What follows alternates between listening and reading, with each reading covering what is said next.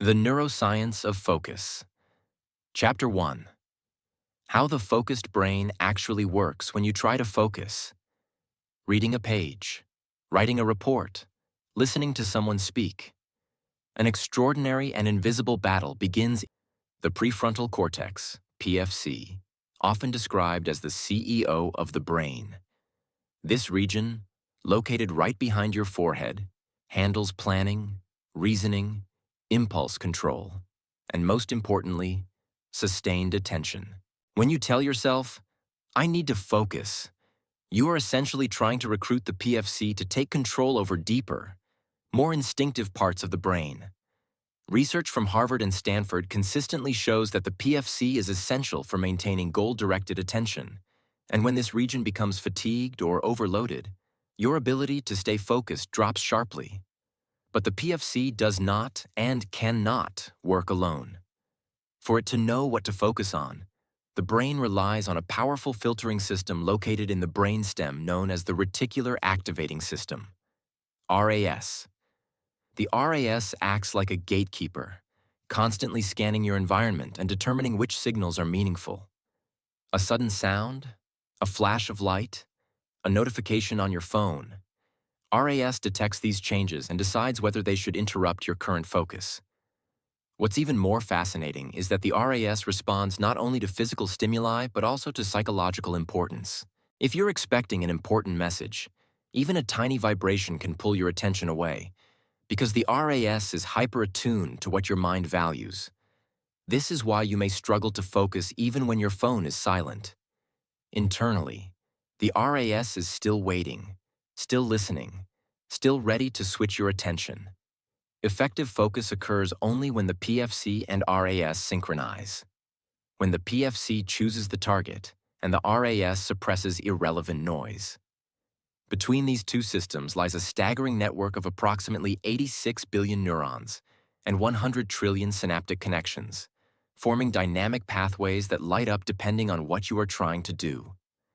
When you focus deeply, the neurons responsible for that task fire in coordinated patterns, strengthening the synapses that matter while quieting competing signals. Focus, at the cellular level, is the brain amplifying one neural circuit while inhibiting thousands of others. However, attention is not just cognitive, it is emotional. Two other regions play crucial roles in determining whether you can sustain focus: the hippocampus, which encodes memory, and the amygdala, which processes emotion and threat. If the PFC is the rational brain, the amygdala is the survival brain. When anxiety, fear, or stress activate the amygdala, it sends powerful signals that override the PFC.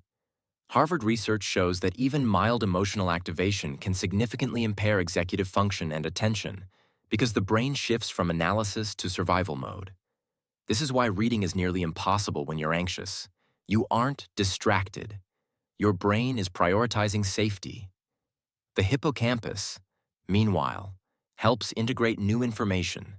So deep focus naturally strengthens learning by stabilizing and reorganizing synaptic networks. The architecture of attention also includes two major systems known as the dorsal attention network, DAN, and the ventral attention network, VAN. The DAN supports deliberate, goal-oriented focus, the attention you choose. The VAN, on the other hand, reacts to unexpected events, the attention that chooses you. In a quiet environment, the DAN dominates. In a distracting environment, the VAN becomes hyperactive, constantly hijacking your attention. Modern technology intensifies VAN activation because novelty and unpredictability, two things the VAN is designed to detect, are everywhere. Every notification, vibration, sound, or visual change triggers a neural check this response.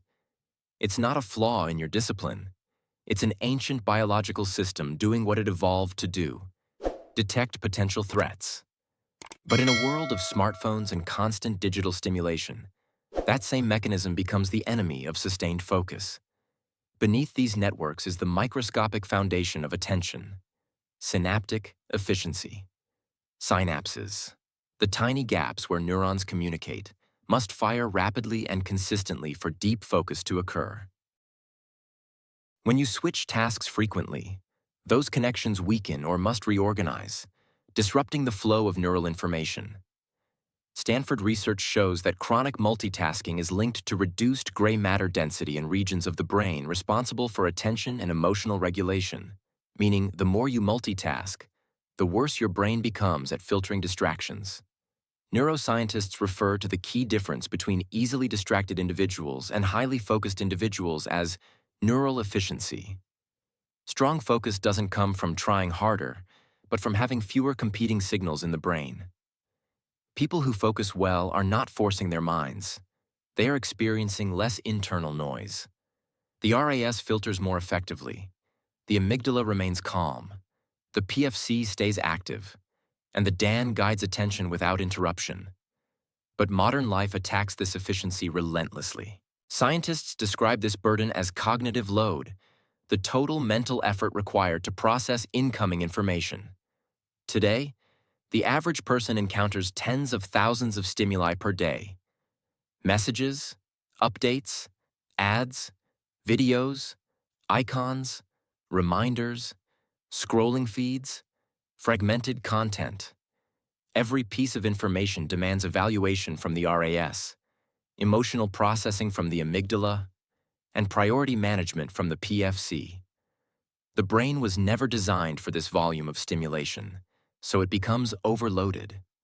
When cognitive load becomes too high, attention collapses. You feel mentally scattered, your working memory weakens, and your ability to stay present drops dramatically. You aren't weak, you're overstimulated. And yet, even with all these challenges, one of the most encouraging discoveries in neuroscience is the brain's ability to rewire itself. Neuroplasticity. Attention is not a fixed trait. It is a skill shaped by repeated behavior. When you practice focusing, the synapses involved in attention strengthen. The PFC becomes more capable of regulating emotion. The DAN becomes more dominant. The RAS learns to filter distractions more aggressively. In other words, you can train your brain to focus just as you train muscle groups in a gym. You build a focused brain through consistent habits, structured environments, intentional breaks, emotional regulation, and single tasking. You are not fighting your biology, you are shaping it. And once you understand how attention actually works, you stop blaming yourself for distraction and start redesigning your life to support the way your brain is built. Focus is not a momentary effort, but a coordinated dance between the PFC, RAS, hippocampus, amygdala, DAN, VAN, and billions of neurons firing in precise patterns. When these systems align, you achieve what scientists call attentional stability, a steady, sustained state of mental clarity. This stability is the foundation of creativity, productivity, and meaningful work. Understanding the brain is the first step. Learning to master it is the journey ahead. Chapter 2. The Neurochemistry of Focus. Dopamine, norepinephrine, and acetylcholine. Behind every moment of clarity, motivation, and sustained concentration lies an intricate chemical ballet that determines whether your mind remains locked onto a task or slips effortlessly into distraction. While Chapter 1 explored the brain's structural architecture of attention, Chapter 2 reveals the neurochemical engines, the molecules that energize, guide, and sharpen your focus. Among thousands of neurotransmitters in the human brain, 3 are absolutely central to attention: dopamine, norepinephrine, and acetylcholine. These molecules do not merely influence focus, they create it. Without their precise balance, the prefrontal cortex, PFC, cannot sustain attention. The brain's alertness levels cannot stabilize, and the networks responsible for filtering information cannot function efficiently. To understand focus, you must understand how these 3 chemicals guide every cognitive state you experience. Dopamine, often misunderstood as the pleasure molecule, is far more accurately described as the neurotransmitter of motivation, anticipation, and goal-directed behavior. It is the chemical that tells your brain, This matters. Keep going. When dopamine levels rise in the PFC and the striatum, the brain becomes better at prioritizing tasks, resisting distractions, and sustaining effort. Stanford and Harvard research consistently shows that dopamine is essential for working memory, task engagement, and cognitive endurance. It activates the mesocortical pathway, which strengthens the PFC's ability to hold information and suppress irrelevant impulses. This is why insufficient dopamine can make even simple tasks feel overwhelming, while optimal dopamine creates a sense of drive, clarity, and forward momentum. But dopamine has a darker side. Too much can impair focus just as much as too little. Excess dopamine destabilizes PFC networks, increasing impulsivity, distractibility, and emotional reactivity, characteristics often observed in states of overstimulation or addiction. This is one reason social media is so cognitively dangerous. Constant novelty triggers rapid dopamine spikes that condition the brain to seek short bursts of stimulation instead of committing to sustained effort. The brain learns to chase the next spark rather than stay with the task at hand, creating a chemical environment where deep focus becomes nearly impossible. Complementing dopamine is norepinephrine, a molecule associated with alertness, vigilance, and cognitive readiness. Produced primarily in the locus coeruleus, a tiny structure in the brainstem, norepinephrine fine-tunes the brain's arousal level, ensuring that you are neither too lethargic nor too agitated to concentrate. Optimal focus occurs in the middle of this arousal curve. Too little norepinephrine and your mind drifts. Too much and your thoughts become jittery, anxious, or chaotic. Neuroscientists refer to this as the Yerkes-Dodson law. There is a sweet spot where norepinephrine enhances PFC performance, but deviations in either direction impair it. Norepinephrine acts like a spotlight operator, brightening the circuits that matter and dimming the rest. When levels rise appropriately, it strengthens signal-to-noise ratio, the brain's ability to distinguish important information from irrelevant background chatter. This is one reason why exercise, cold exposure, and proper sleep can dramatically improve focus. They regulate locus coeruleus activity, creating a more stable norepinephrine baseline.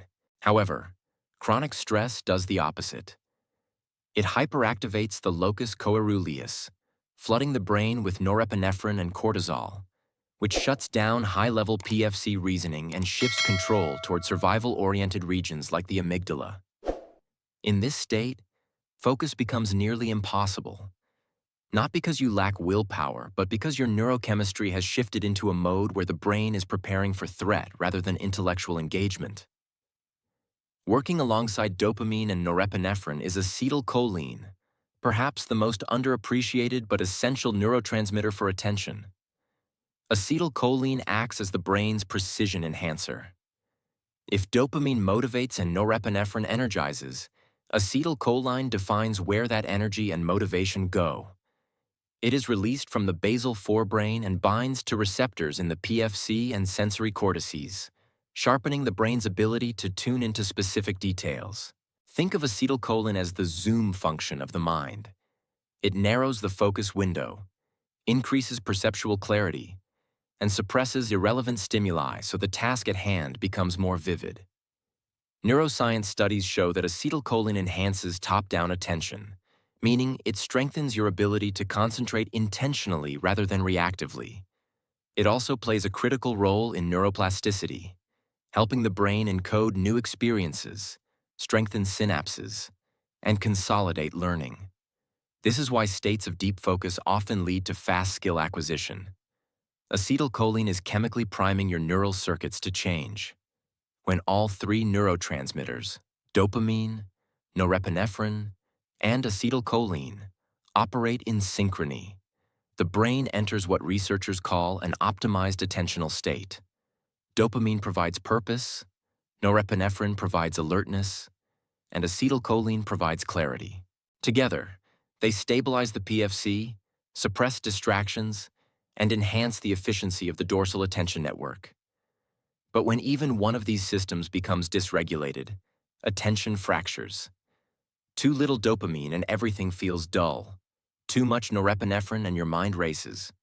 Too little acetylcholine and tasks lose definition. Too much dopamine stimulation and the PFC's control circuits weaken.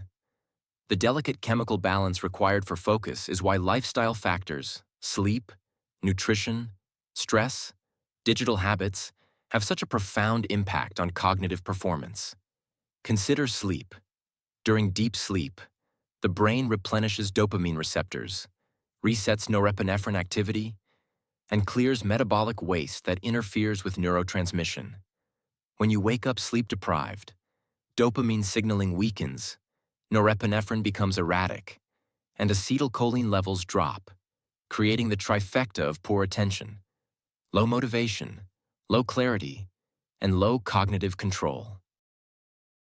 Nutrition also plays a direct biochemical role. Omega-3 fatty acids support dopamine receptor function and PFC stability. Magnesium regulates NMDA receptor activity and reduces overstimulation that disrupts dopamine and norepinephrine balance. L-theanine increases alpha wave activity and enhances acetylcholine-mediated focus. Even caffeine's ability to enhance concentration is not magic. It works because it increases norepinephrine and dopamine release while simultaneously enhancing acetylcholine receptor activity. Yet even beneficial substances follow the same principle. Optimal levels enhance focus, but excess disrupts it. Then there is the influence of modern digital environments, which are neurochemically engineered to hijack dopamine circuits. Every notification, vibration, scrolling feed, or unexpected visual cue triggers phasic dopamine release, the same pattern associated with reward prediction error. Over time, this conditions the brain to seek constant novelty, increasing distractibility and decreasing PFC strength. Meanwhile, multitasking floods the brain with norepinephrine spikes as the locus coeruleus reacts to rapid task changes. This chaotic chemical environment leads to mental fatigue, reduced working memory, and impaired cognitive control. The longer you live in this dopamine-fragmented, norepinephrine unstable state, the harder it becomes to enter deep focus. However, the most empowering discovery in modern neuroscience is that these chemical systems are trainable. Through consistent habits, you can strengthen dopamine pathways associated with deep work, regulate norepinephrine through controlled stress exposure, exercise, breath work, cold, and enhance acetylcholine release through intentional, sustained attention practices. Each time you resist a distraction, complete a task, or engage in meaningful work, you are literally rewiring the neurochemical loops that shape motivation and focus. Dopamine neurons fire not only when you achieve a goal, but also when you move toward one. This means that effort itself creates chemical momentum. The brain learns to reward you for the act of focusing, not just for the outcome. Norepinephrine can be stabilized through rhythmic behaviors, regular sleep, exercise, consistent routines that teach the locus coeruleus to maintain a steady baseline. And acetylcholine can be enhanced through mindfulness, deep reading, and any practice that demands precise, sustained attention. Over time, these habits create what neuroscientists call neurochemical resilience, the brain's ability to maintain focus even in challenging environments. The deeper message of all this science is simple. Focus is not a personality trait. It is a chemical state, shaped every day by your experiences and behaviors. When you understand the neurochemistry of attention, distraction stops feeling like a personal failing and becomes something far more manageable, something you can influence, design, and master. You are not at the mercy of your biology. You are continuously shaping it with every habit, every choice, and every moment of intentional focus. Through dopamine's drive, norepinephrine's alertness, and acetylcholine's clarity, your brain holds the potential for extraordinary concentration.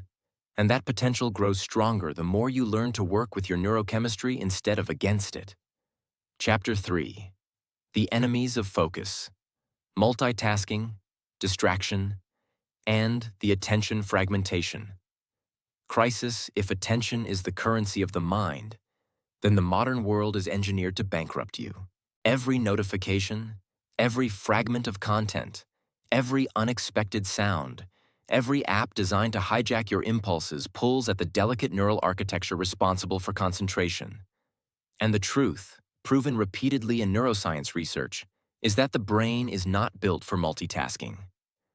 What most people call multitasking is not simultaneous attention, but rapid task switching, a process the brain handles poorly and at great cognitive cost. Each time you switch tasks, even for a second, the prefrontal cortex, PFC, must deactivate one neural rule set and activate another. Stanford University's landmark studies show that this transition is metabolically expensive, increases the time required to complete tasks, and impairs working memory. You lose efficiency not because you are disorganized, but because the brain cannot fully re-engage the previous task once interrupted. This phenomenon is known as switch cost, and its effects accumulate invisibly throughout the day. When you check your phone, for just a moment, your brain does not simply return to where it left off.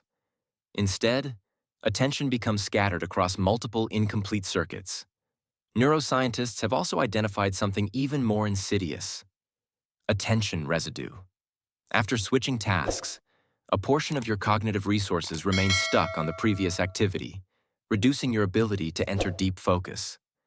Princeton researchers demonstrated that even small, harmless interruptions can leave a measurable residue that diminishes analytical performance and slows cognitive processing.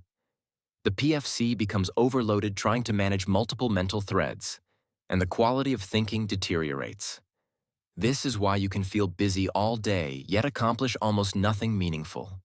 The residue never clears, the circuits never fully stabilize, and the brain never sinks into the deep neural coherence required for high-level thinking. Meanwhile, distractions, both external and internal, attack the brain from all sides. External distractions are obvious: notifications, conversations, environmental noise, digital clutter. But internal distractions are even more powerful: intrusive thoughts, stress, emotional rumination, anticipation, unfinished tasks, and dopamine cravings conditioned by constant digital stimulation. These internal distractions activate the default mode network, DMN, a network associated with mind-wandering and self-generated thoughts. While the DMN is beneficial for creativity and reflection, it directly competes with the dorsal attention network, DAN, which manages goal-oriented focus. When the DMN becomes overactive, commonly due to anxiety, boredom, fatigue, or overstimulation, deep focus becomes nearly impossible. The brain oscillates between internal chatter and external noise, never settling into sustained attention. The most powerful distractor in modern life is the smartphone, not because people are weak, but because smartphones are neurochemical machines built to exploit the reward circuitry of the brain. Every swipe, like notification, and unpredictable feed refresh triggers dopamine-driven reinforcement learning, conditioning the striatum and PFC to seek micro-rewards. Social media platforms rely on variable reward schedules, the same mechanism used in slot machines, which neuroscientists have shown to be the strongest driver of compulsive behavior.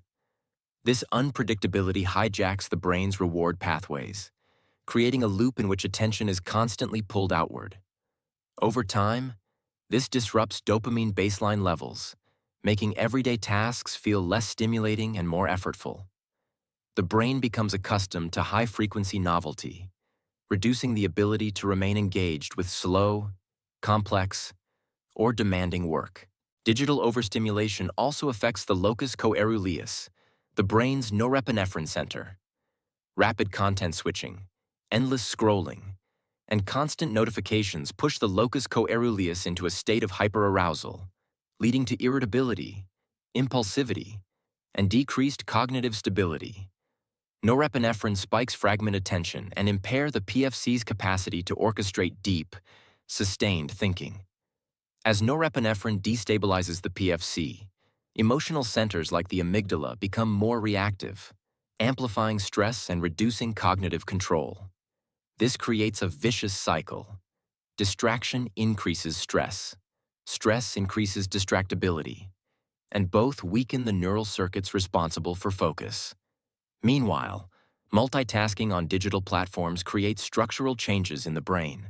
Stanford and UCI studies have revealed that chronic multitaskers show reduced gray matter volume in the anterior cingulate cortex, ACC, a region responsible for error detection, emotional regulation, and attention control. This is not speculation. MRI evidence shows tangible neurological consequences of fractured attention. Multitasking repeatedly trains the brain to prefer shallow processing.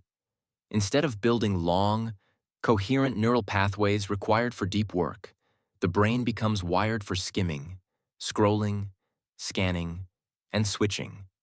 The neural networks responsible for sustained attention weaken, just as unused muscles atrophy. This decline in attentional capacity fuels what psychologists now call the attention fragmentation crisis, a global decrease in our ability to maintain focus for extended periods. The crisis is not personal but environmental. Humans have not suddenly become less disciplined. Instead, we live in an attention economy where countless technologies compete to capture our cognitive resources. Each one exploits fundamental features of human neurobiology: dopamine sensitivity, novelty detection, survival reflexes, to steal time that would otherwise belong to meaningful work. Individualized distractions also weaken the brain's inhibitory control mechanisms. The PFC relies heavily on inhibitory neurotransmission, especially GABA-mediated circuits, to suppress irrelevant impulses. But repeated exposure to notifications and fragmented content reduces the strength of these inhibitory pathways. Over time, the brain becomes less capable of filtering noise, externally or internally. This is why people often feel mentally restless or unable to concentrate even when their environment is quiet. The internal distractibility that remains is the imprint of years of neural conditioning. Stress compounds these problems further. When cortisol rises, whether due to work pressure, chronic uncertainty, or emotional tension, it impairs dopamine signaling, disrupts hippocampal memory formation, and weakens the PFC's ability to manage competing inputs. Under stress, the brain shifts toward survival processing, relying more heavily on the amygdala and habitual circuits rather than deliberate reasoning. The result? Shallow thinking, increased reactivity, and greater susceptibility to distraction. The brain becomes primed for short-term reaction instead of long-term focus. Complicating matters even more is the role of cognitive load. As information density increases, emails, messages, tasks, decisions, the PFC becomes overloaded.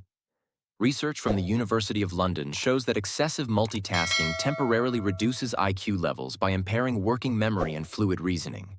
In environments saturated with information, the brain burns through glucose faster, leading to mental fatigue that feels like boredom or resistance but is actually a biochemical depletion. When cognitive load exceeds capacity, distraction becomes inevitable, not because of laziness, but because the brain is protecting itself from overload. Even environment design plays a critical role. Open office plans increase distraction frequency by up to 64%, according to landmark studies by the British Psychological Society.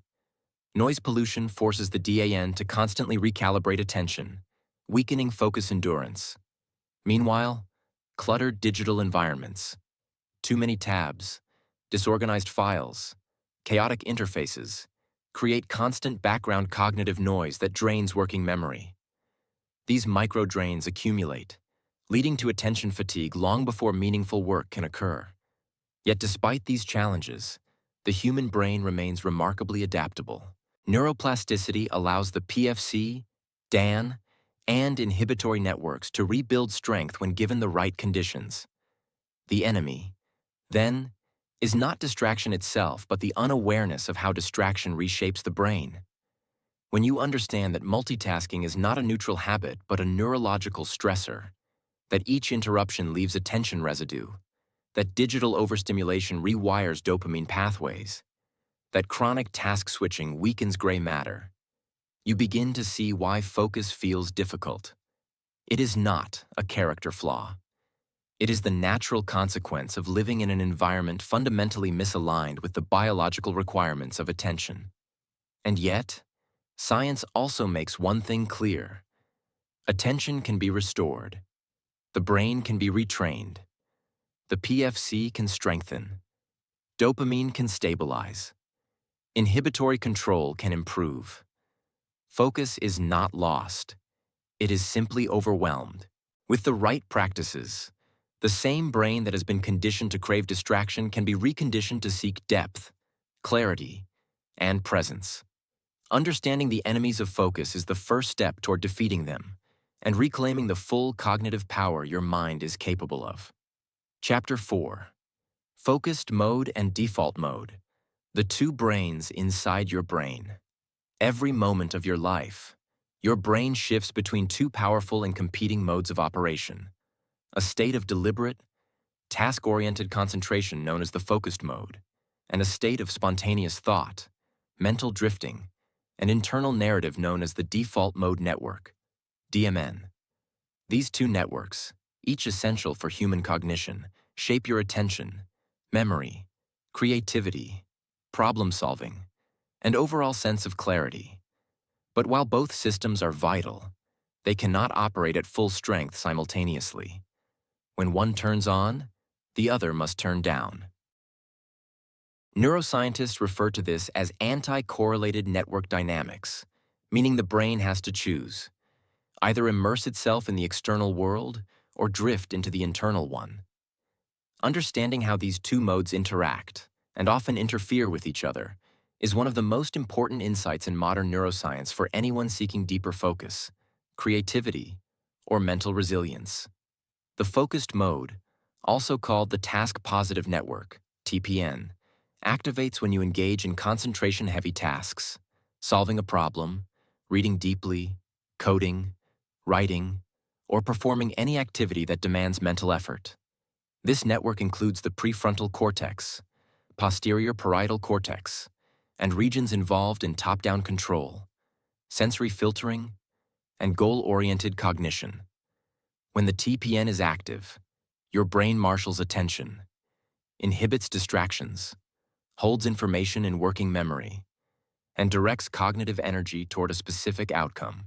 The TPN is metabolically expensive, requiring sustained activation of dopamine and norepinephrine pathways to maintain intensity. This is why deep focus feels like effort at first. The brain must shift resources toward high-demand neural circuits.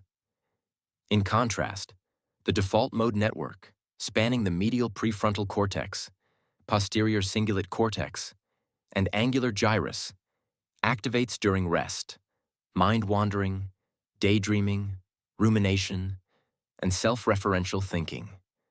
It is the network responsible for internal dialogue, imagining the future, revisiting the past, constructing identity, and generating creative associations. When you are not engaged in a specific task, the DMN naturally takes over. It is the brain's idle state, though far from idle in energy consumption. The DMN burns nearly as much energy as the TPN, but it does so in service of internal processing rather than external goals. The conflict between these two networks is the silent battle behind every moment of distraction. When you sit down to work, the TPN attempts to activate, but the DMN, habitual, powerful, and emotionally driven, often pulls your attention inward.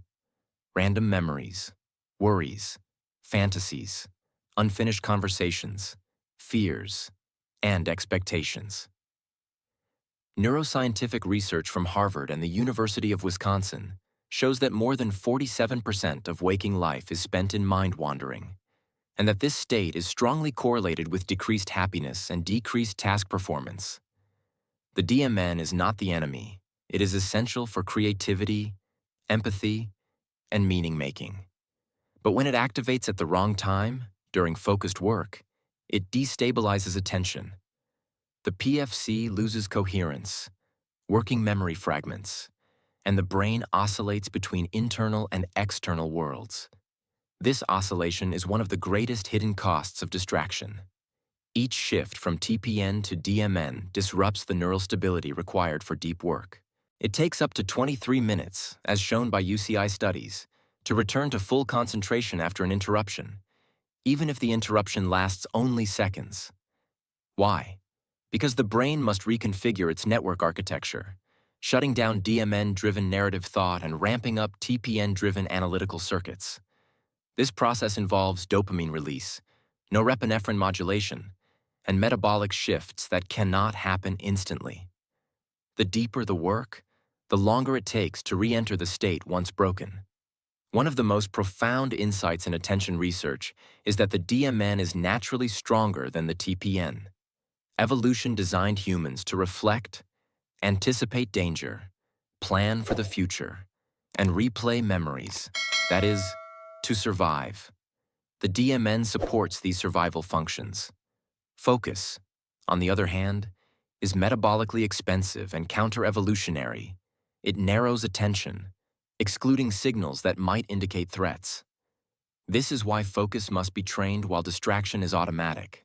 Yet within this biological tension lies the gateway to one of the most extraordinary psychological states humans can experience: flow. Flow, popularized by psychologist Mihaly Csikszentmihalyi and now mapped in neuroscience, is the state in which attention becomes effortless, time feels distorted, and action merges with awareness. Flow occurs when the TPN and parts of the DMN harmonize in a unique configuration. Self-referential thought decreases, reducing activity in the medial prefrontal cortex, while task-relevant networks increase connectivity. Dopamine rises in steady, not spiking, patterns. Norepinephrine stabilizes alertness, and the brain enters a state of high efficiency known as transient hypofrontality, a temporary reduction in activity in parts of the PFC that normally generate self-doubt and distractive rumination. In this state, the brain becomes extraordinarily good at deep thinking, creative insight, and sustained performance. Flow is not just the absence of distraction, it is the optimal alignment of neurochemistry, attention networks, and cognitive challenge.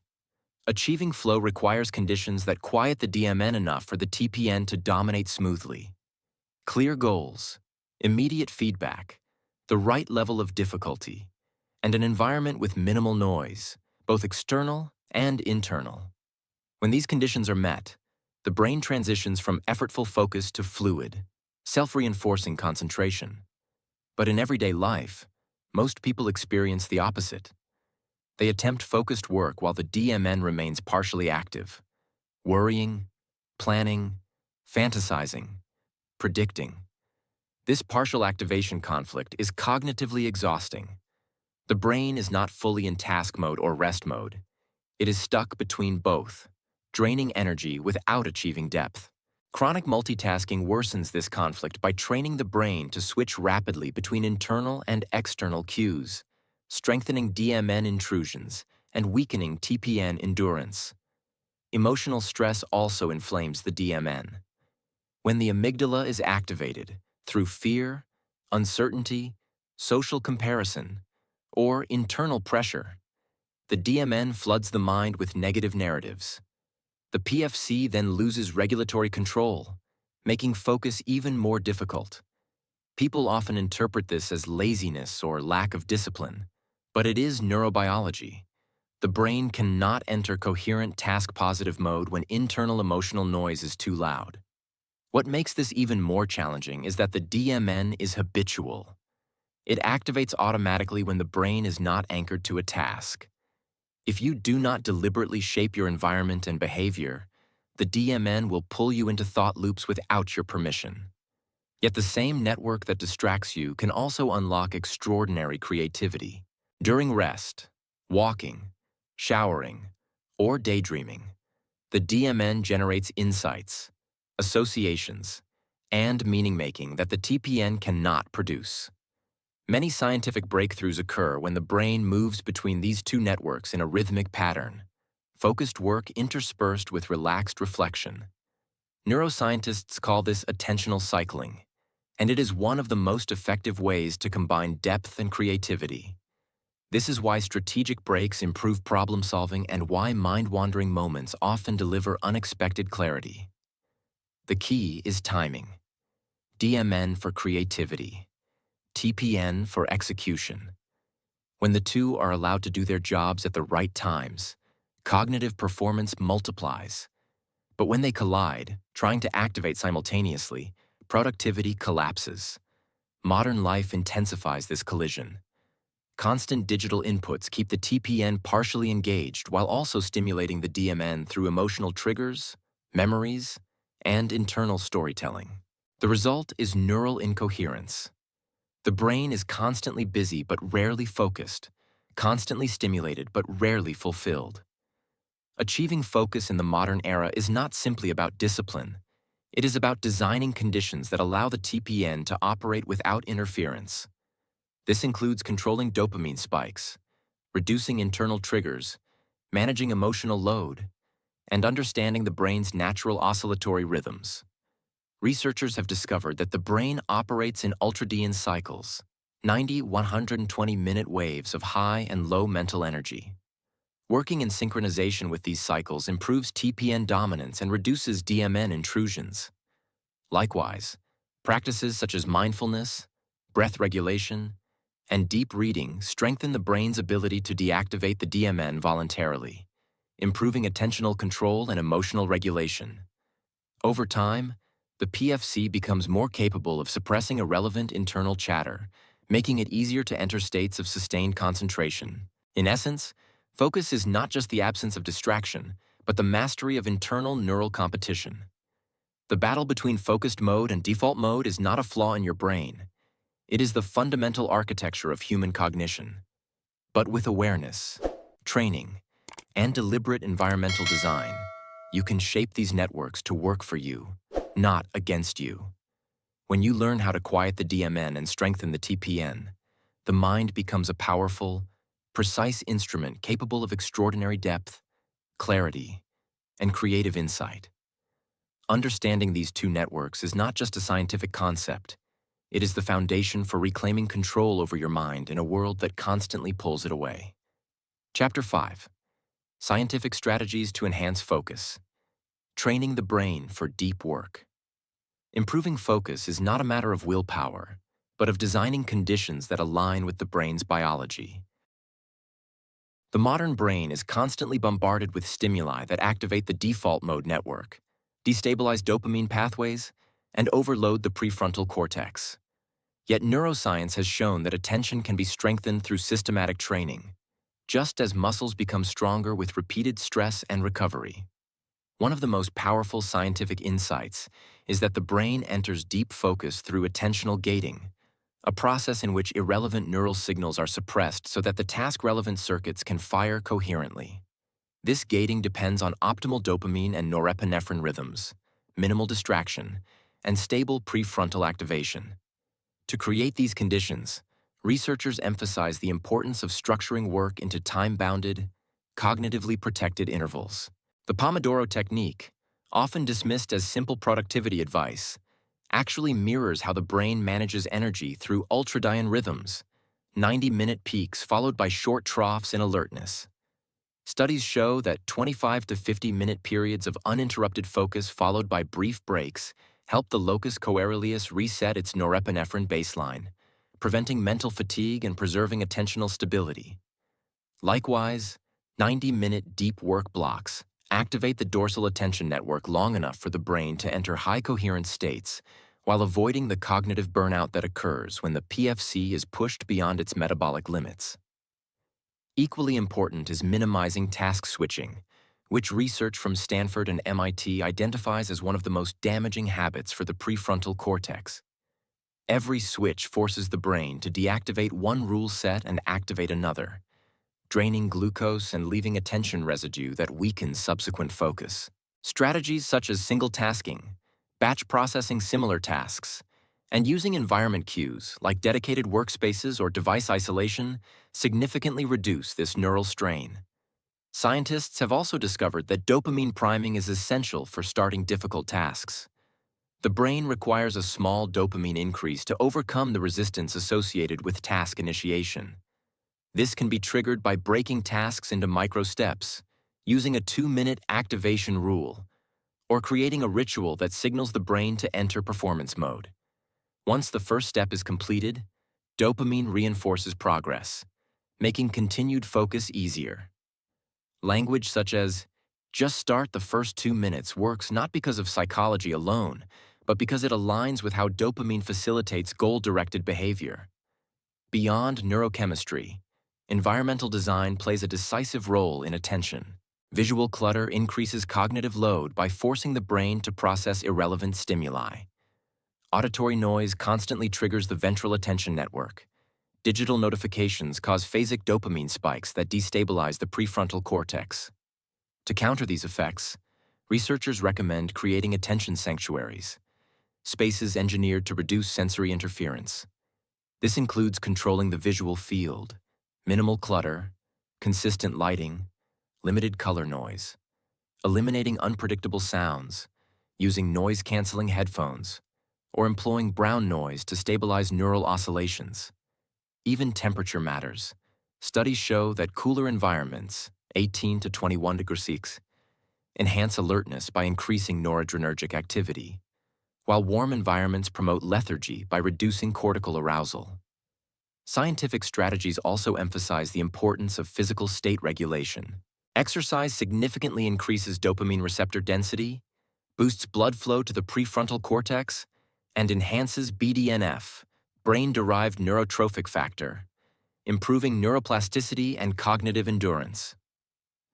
Moderate aerobic exercise before deep work has been shown to elevate norepinephrine to optimal levels, creating a heightened yet stable attentional state.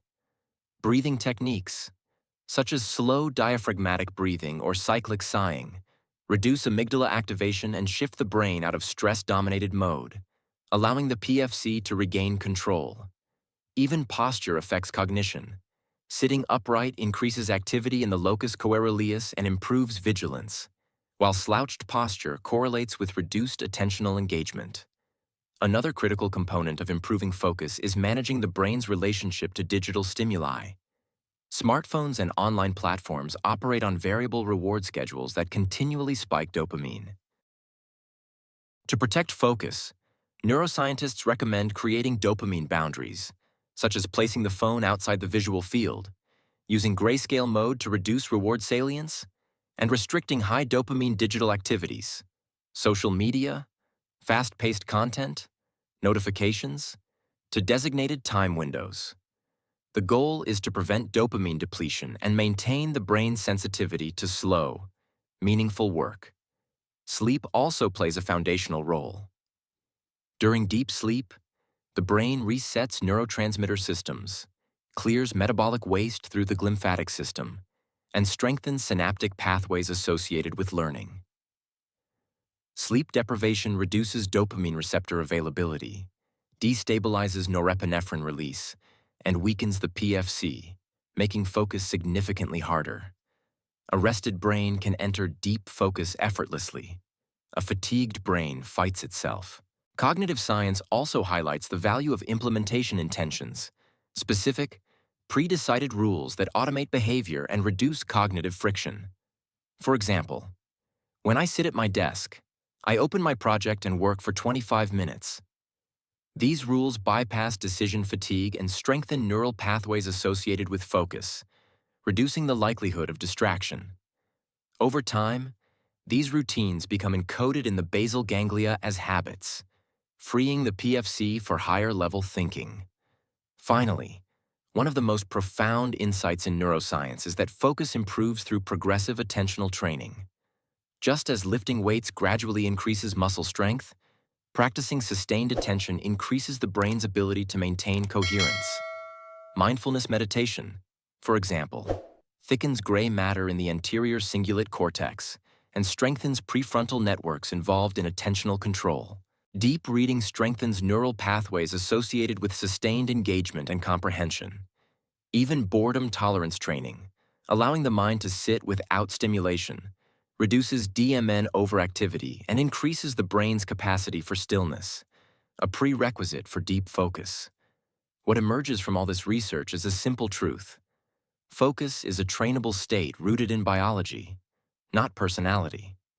The key is not to fight distraction through force, but to create the neurochemical, environmental, and behavioral conditions in which the brain naturally prefers depth over noise.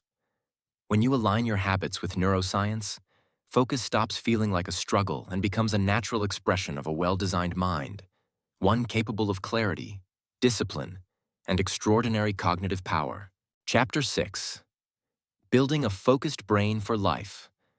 Long-term optimization through neuroplasticity and daily design. In the long arc of your life, the ability to focus is not shaped by a single habit, a productivity system, or a moment of willpower. It is shaped by the slow, quiet accumulation of choices that gradually sculpt the architecture of your brain. Neuroscience calls this neuroplasticity, the lifelong capacity of neural circuits to rewire in response to repeated experience. Every time you return to your work instead of opening a distracting app, every time you push through the first minutes of resistance, every time you choose depth over noise, you strengthen the synaptic pathways that define a focused mind. The brain does not change through intentions, it changes through repetition. And long-term optimization of focus is less about intense bursts of discipline and more about consistently creating the conditions in which your biology thrives. At the foundation of this transformation lies sleep, the nightly reset that restores dopamine sensitivity, stabilizes norepinephrine output, repairs synaptic connections, and clears metabolic waste. Without sleep, no strategy can compensate. With it, cognitive clarity becomes effortless. Alongside sleep is nutrition. Omega-3 fatty acids strengthen prefrontal wiring. Magnesium regulates neural excitability. Hydration maintains electrical signaling. And balanced glucose levels prevent the crashes that shatter attention.